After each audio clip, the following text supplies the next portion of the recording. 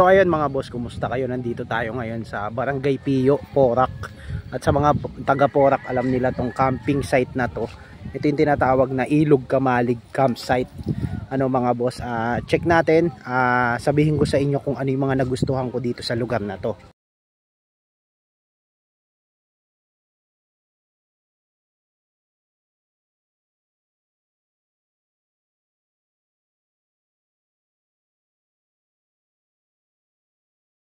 Tapos maya maya lang may makikita kayo niyan, mga bandang kaliwa, yon yung arko ng Barangay Pio, pinasok natin yon. Tapos maya maya lang makikita nyo na yan, yung covered court na yan. Tapos yung barangay hall ng Barangay Pio, ayan, diretso lang kayo ng konti mga boss. Ayan, pagbaba nyo ng konti, kakaliwa po kayo dyan. Ayan, pagkaliwa natin dyan, dire-diretso na po yan hanggang doon sa destination natin.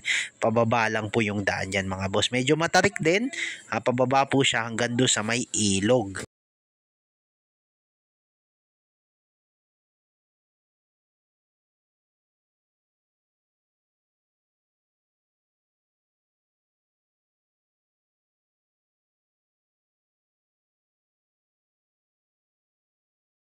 So ayun mga boss, ito nga pala yung pinaka-entrance nila. Ayan. So diyan kami pumasok, may nakalagay diyan camping area. So kitang-kita nyo na ba, napakalinis ng lugar.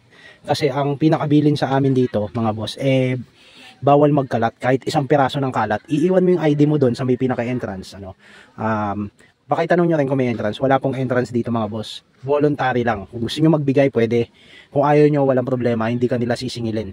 Ang pakiusap lang ng mga nagngangalaga dito sa Ilog Kamalig, dito sa Pio Porac, mga boss, bawal na bawal po yung pagkakalat.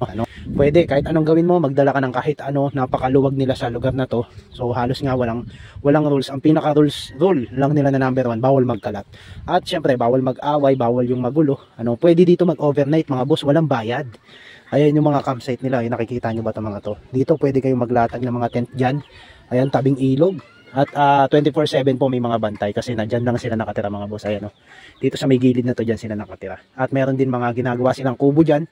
Nag-upgrade sila. Ayan, kung sa mga gustong maligo dito, dinidevelop pa po yung lugar na to. Kagandahan pa na isa na napansin ko dito mga boss, accessible siya, no? Hindi mo kailangan maglakad ng malayo. Hindi ka mapapagod. Ayun yung mga sasakyan namin doon banda. Kung saan yung sasakyan mo, doon mo iparada, doon mo ibaba yung mga gamit mo, no? Accessible sa mga sasakyan. Hindi ka maglalakad ng malayo. Tapos may maganda CR din sila dito, mga boss. At napaka-friendly po ng mga tao dito, yung mga nangangalaga, no? Yun lang, nakikiusap lang sila na, ayun, bawal magkalat po talaga dito, mga boss. Ang makikita lang nilang kalat dito, yung mga dahon-dahon na nahulog sa mga puno.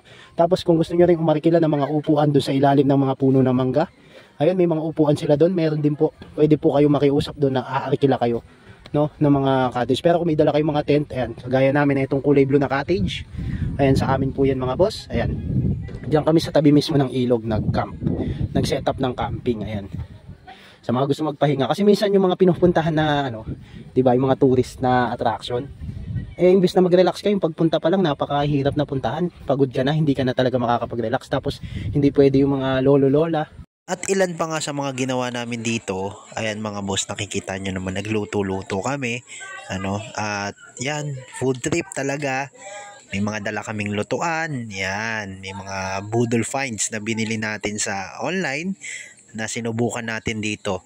Napakasarap na experience, paminsan-minsan makapag-relax kasama ang buong pamilya.